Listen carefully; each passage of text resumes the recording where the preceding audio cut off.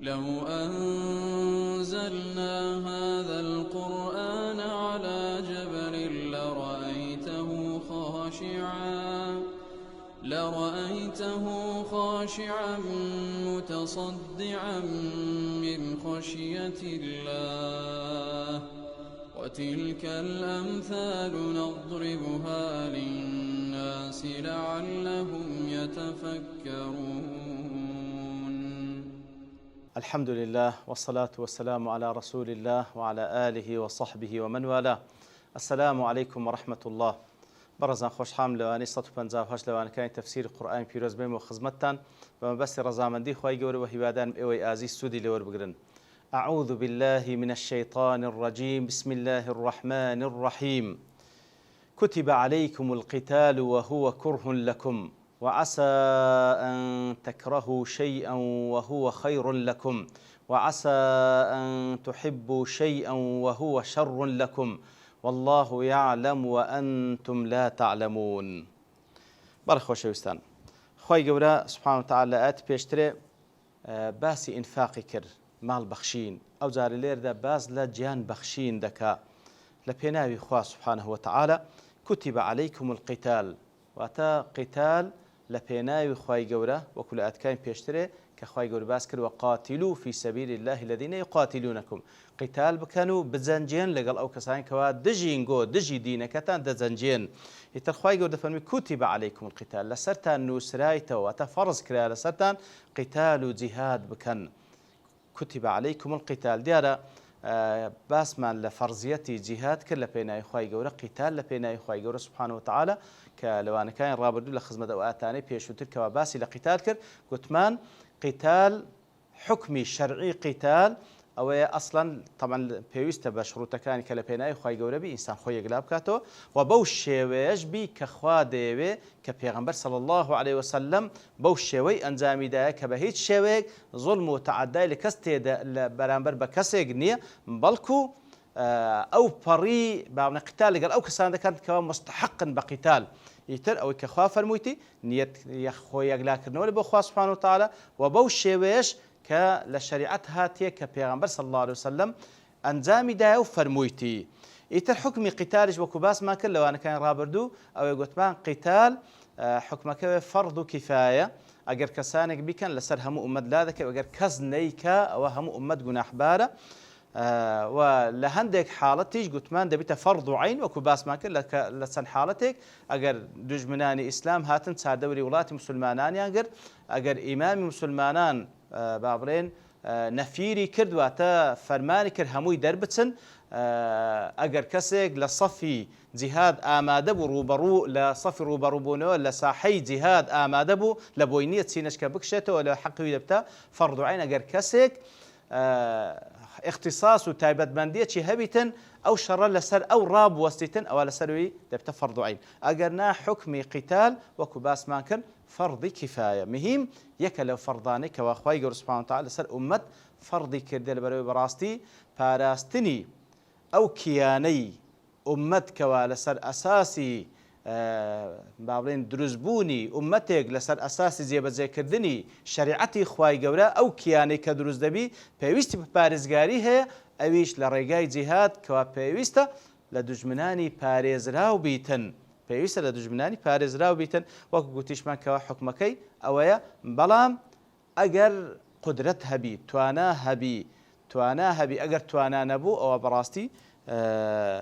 لا يكلف الله نفسا إلا وسعها. ئیتر دەفەرمی كتب عليكم القتال وهو كره لكم لە کاتێکدا کە لەسەرتان فەرز کرایە پێتان ناخۆشە. كره لكم كره هەیە. يا أيها الذين آمنوا لا يحل لكم أن ترثوا النساء كرها، كواتا كرهن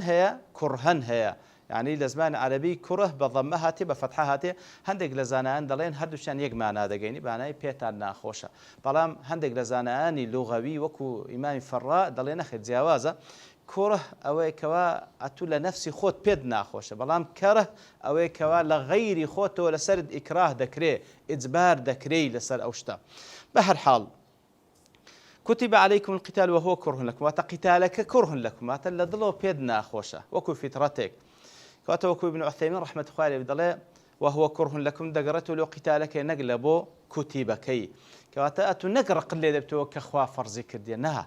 ئەوە لێرەدا ئاگادار بین هەر شتێک کە خوای گەورە فەرزی کردە پێویستە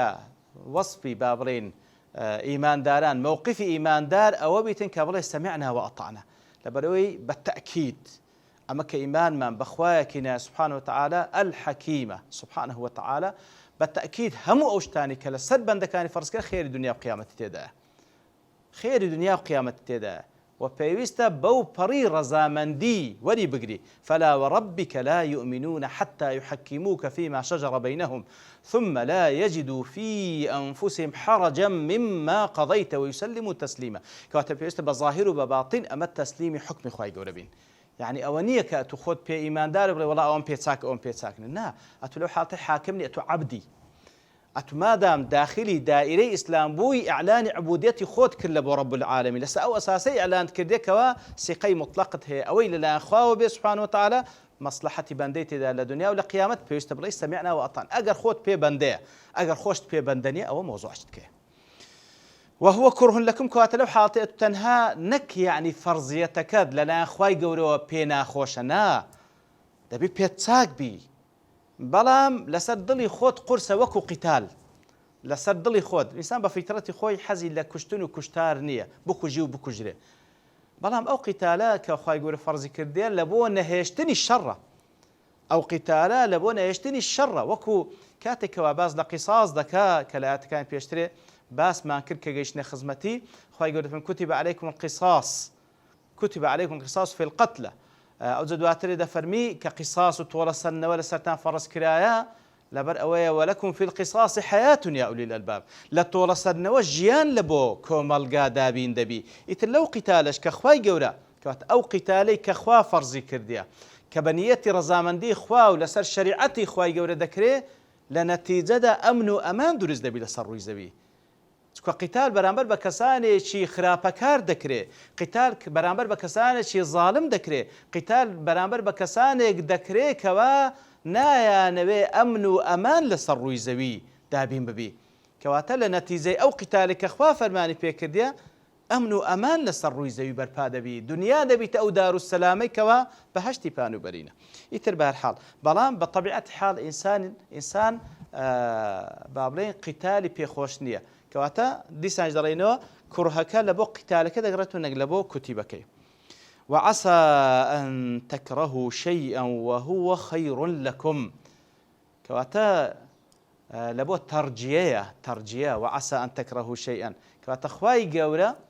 أوي لنقو دبي وعسى أن تكرهوا شيئا وهو خير لكم لواني أنقو رقتان لشتيك دبيتو بيتان ناخوشا لحقتش دا خيري لبونقو تيدايا هر عين لو آتي سورة النساء كاتك واباس لعلاقة بين جنوميردي دكا لو اندر دفرمي فإن كرهتموهن فعسى أن تكرهوا شيئا ويجعل الله فيه خيرا كثيرا لو أنا رقد لخيزانة كذبيتو لبرو هندي الصفات ناشرين تدا بلام صبري لسر بقرا لو أنا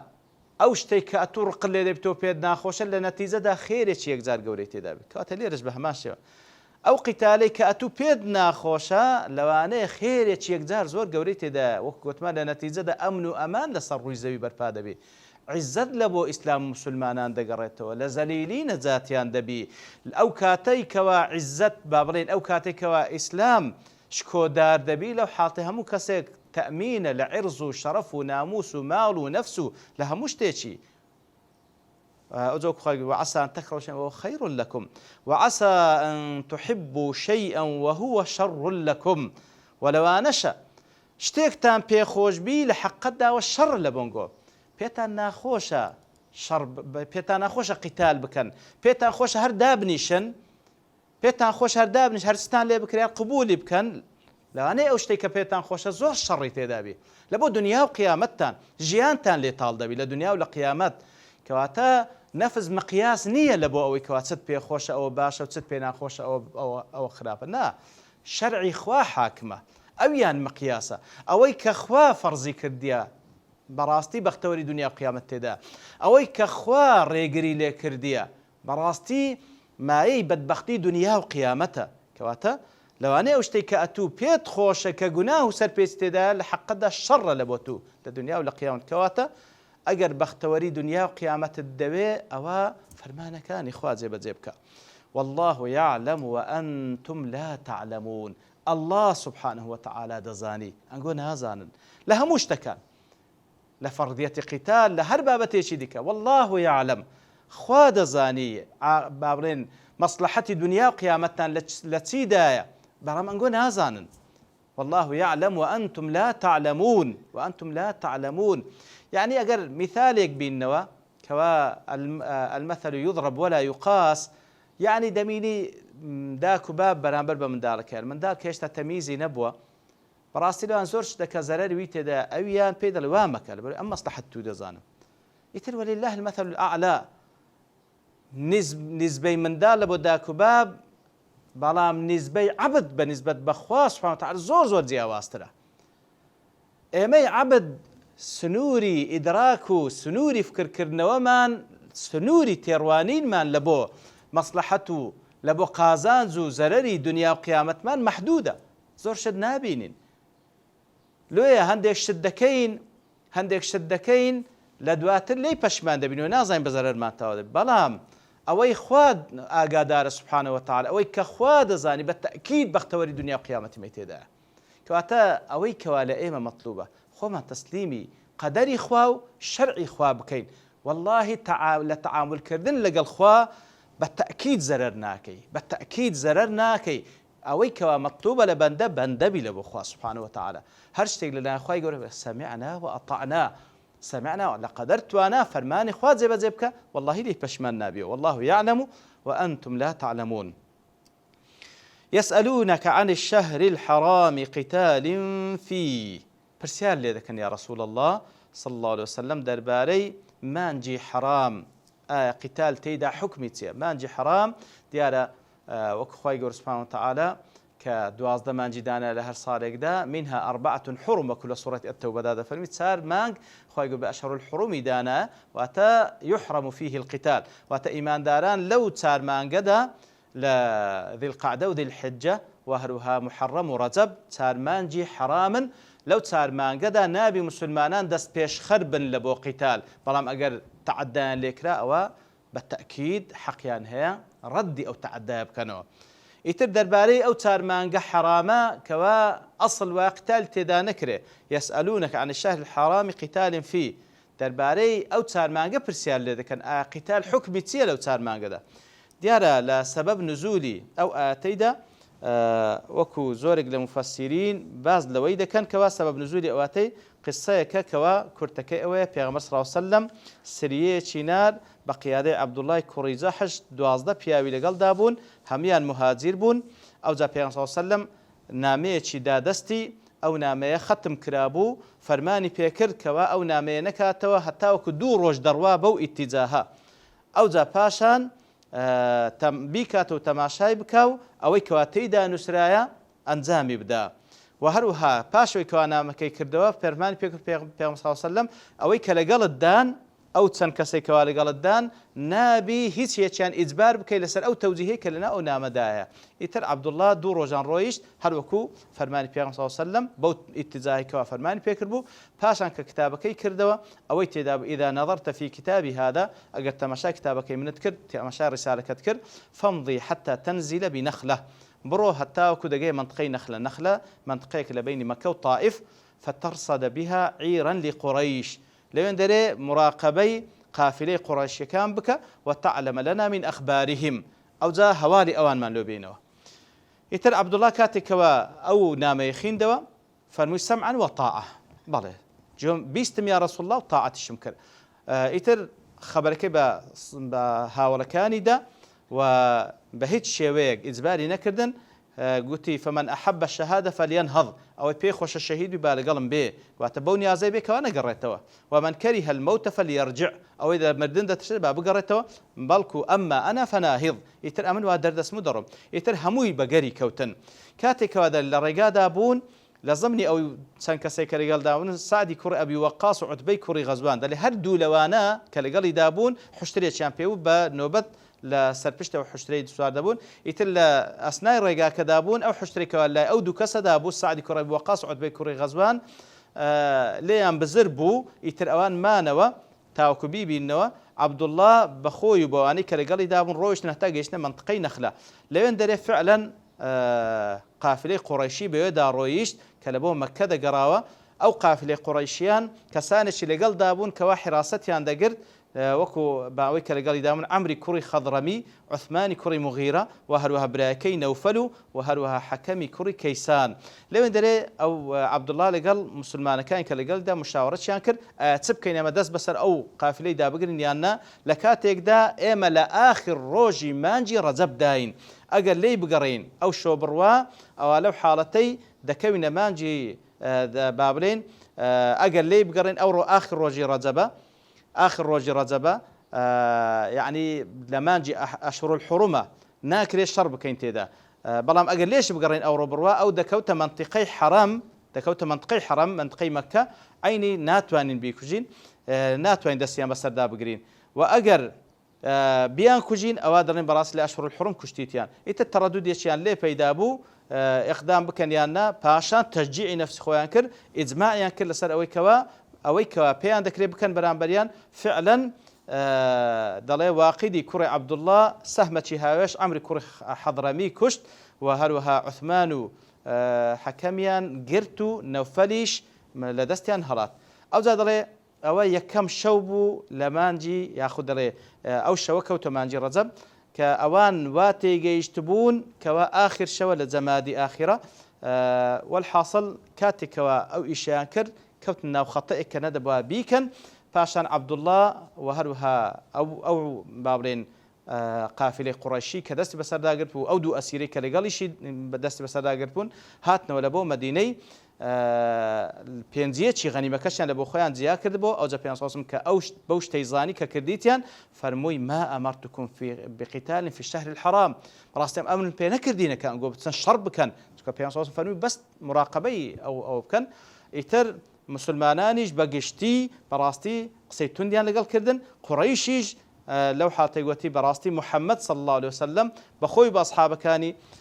ئەشهور الحرام بابرێن